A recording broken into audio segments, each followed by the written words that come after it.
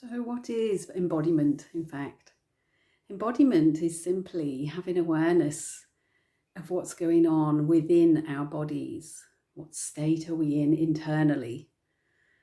Chances are most of us spend our time in our heads, and that can get us into the stress state very, very easily. We can be thinking about the future.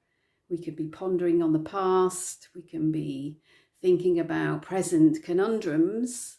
However, being in the head, it's likely that we're going to be in a stressed state. Being in the embodied state, dropping into the body, is just about noticing what is going on, recognizing that as we are embodied in the body, we have thoughts, but we are not our thoughts. We can get very caught up in thinking that our thoughts are our actual selves, when really we are this embodied self. And when we have awareness of our embodied states, this brings us into our present tense. And at that point, in presence, we have power, we have agency to change, to direct whatever states we might be in at that given time. Whether we're in a stress state, we can bring ourselves back into presence, into an embodied state where we can bring ourselves back into nervous system regulation, which means we have the opportunity to choose.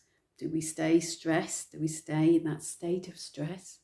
Or do we bring ourselves into the state of rest and digest, where we feel soothed, relaxed, calm, creative?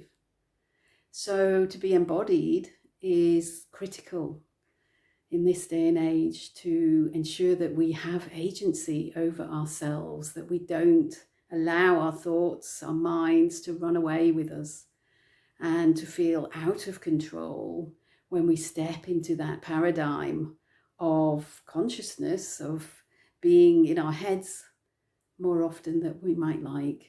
So to be embodied is an opportunity to check out with ourselves really where we are at, and to have that power in that moment to choose what state we would like to be in.